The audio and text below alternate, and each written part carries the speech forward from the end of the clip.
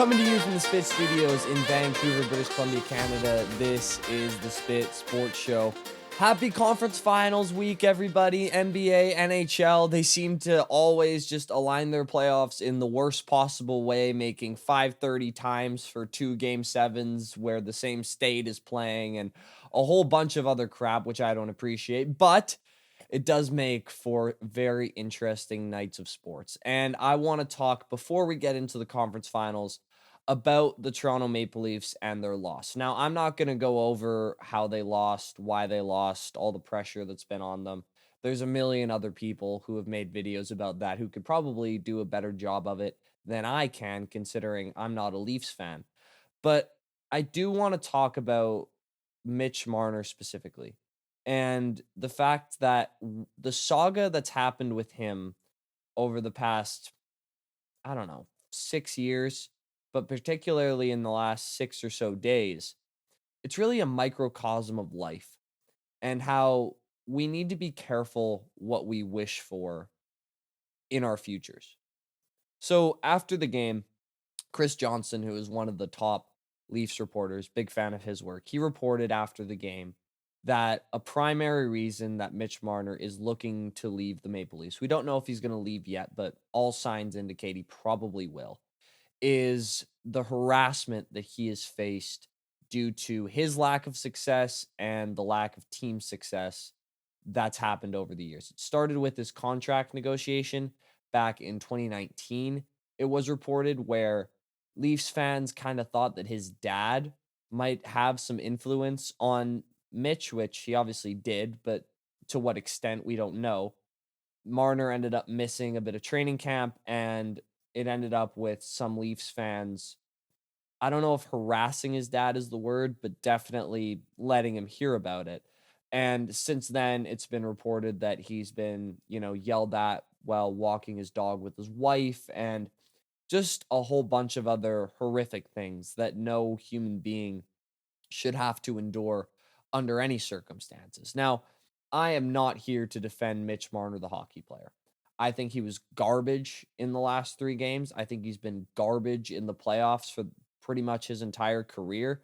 He's clearly not a playoff performer. I really thought that after his Four Nations performance, where he obviously had 2 primary assists on the game tying and game winning goal in the gold medal game, and he had that overtime winner against Sweden, I thought he got over the hump with his big game, not heroics, the opposite of that, his big game no shows. But he didn't. He played very bad. And the thing that's so interesting about this team, about the Leafs and Mitch Marner specifically, the pressure on the Leafs, it's really only comparable to the Dallas Cowboys, where the pressure isn't so much from within, it's more on the entire hockey world or football world in the Cowboys case. They're just waiting on the edge of their seat for this team to fall on their face. And on the complete other end of that, their fans think no matter how their roster looks, no matter what the history is, they think they're going to win the cup or the Super Bowl every single year. There is no middle ground. There's no people who are like, yeah, I think the Leafs are pretty good. They're probably like a first round exit, conference finals kind of team. You're either the Leafs are going to get embarrassed or the Leafs are going to win the cup. You know what I mean? And it's comparable to the Cowboys. And you either hate them or you love them. And clearly that's affected the team because it's 20 years for both franchises of buildup and failure. And the reason why these two franchises are comparable and not, other top tier franchises in their sports like the Lakers or the Yankees or, yeah, those are two great examples. Those two teams win. So there's really no mounting pressure of unsuccessful years because they constantly get the job done. The Yankees were in the World Series last year. The Lakers won a title like 5 years ago, and they've been consistently pretty good. Like, as the pressure builds, as these two teams are snake bitten from a semifinals appearance, the pressure just continues to mount. It's like going deeper in the ocean. the water pressure just it gets to a point where it can just collapse your entire body. It just gets more and more. But back to Marner though. This is a classic story of the grass isn't always greener on the other side. I'm sure a lot of us, especially people watching this video right now, wanted to be pro athletes growing up. I certainly did. I was pretty realistic with myself though at about like age probably 8. I said, I'm not at that level. I was a really good hockey player, but to be in the NHL, you've got to be a special hockey player. And I wasn't a special hockey player. I'm sure a lot of people watching this would have wanted to get drafted to their hometown team, get drafted in the top 5, make tens of millions of dollars playing for your hometown team. And that's the life of Mitch Marner right now. You know what he wants though? With his tens of millions of dollars, with him playing for his hometown team, with playing the sport that he grew up wanting to play, you know what he probably wants right now? He wants to disappear from Toronto and never play there again. It's the same kind of deal with Pedersen in Vancouver, where for, I don't know, a year and a half when he was really at the peak of his powers, maybe he gets back there, but for now he's not. He was the king of Vancouver. Everybody talked about him like he was going to be the next Henrik Sedin or just the next great Canuck forward who can lead them to the promised land. And within 7 months, the whole city's turned on him. Like, do you think Elias Pettersson wants to walk his dog around the neighborhood right now? Do you think he feels comfortable really going outside? I don't know. I don't. And there's also a thousands, thousands of minor league players who are making $40,000 a year with that's which isn't much nowadays with this economy. It's just not.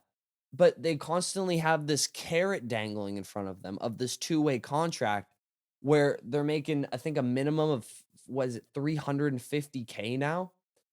Like the life of a professional athlete, which is the life that probably most people watching the show wanted to live growing up, or maybe still want to live now. It's not all it seems to be.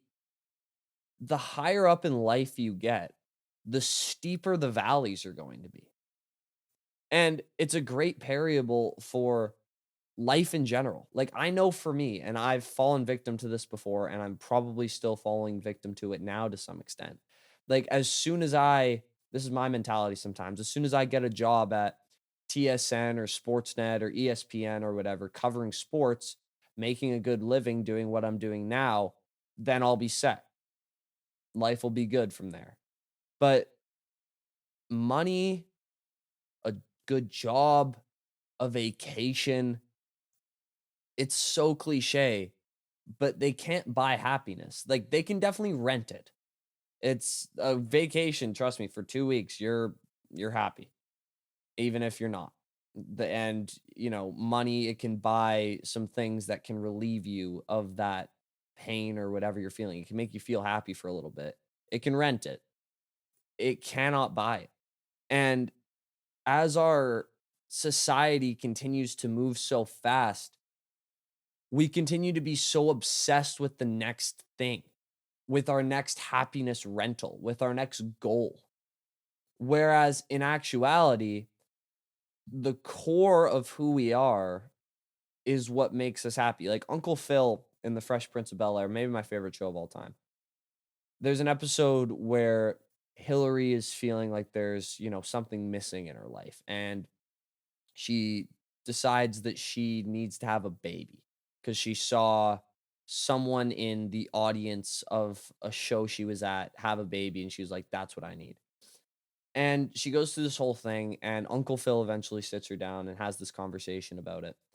And he ends with this line that is so simple, but it's really just the cornerstone of happiness in general, which is happiness comes from inside. The reason I'm making this video is obviously it came to my head when I was thinking about the situation Mitch Marner is going through. But I'm sure there's some people watching this video who think the spot that they're in is the thing that's making them unhappy. The fact that, school isn't going well, or you don't have the job you want, or you're not making the money you want, or your girlfriend is, been getting mad at you constantly, blah, blah, blah. There's a million things it could be. I wish, I'm sure these people are thinking, I wish I could be a pro athlete. I wish I could be a billionaire. I wish I could be a COO. Like that would cure all my happiness, or cure all my happiness. You don't want to cure happiness, cure all my sadness. But it won't. And Mitch Marner is a prime example of that. Like, don't let Mitch Marner become this crazy sympathetic figure. He's not. The guy makes, like I said, he makes a bunch of money. He's got a great family.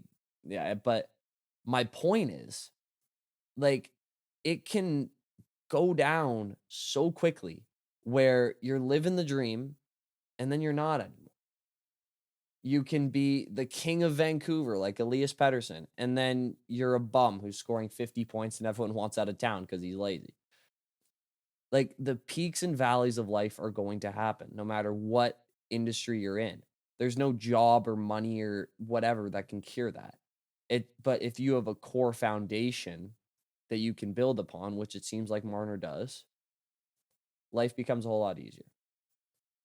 Everybody wants to be a pro athlete growing up, but there's a lot more to that lifestyle than meets the eye. And I think this has given the general hockey world a real good insight into that I think a lot of people want to ignore, because sports is really the ultimate escape for people, including me.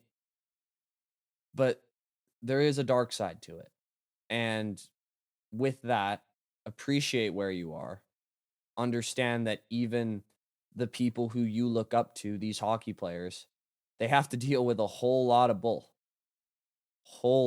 Just like you are. And grass isn't always greener on the other side. And these pro athletes, even though it might seem like they're living the life you want to live, they're not.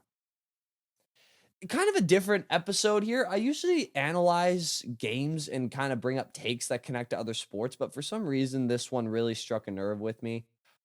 Please let me know what you thought. Did you like this kind of episode? Did you not like it? I take no offense. Please leave something in the comments below. I'm small enough as to where I can read all comments and love doing so. So let me know what you think. If you did enjoy it, please leave a like on the video. Please subscribe if you really enjoy it. The Spit Sports Show just hit over 400 subscribers. Big time stuff happening on the show. I'll see you all in the next one. Peace out. I love you guys.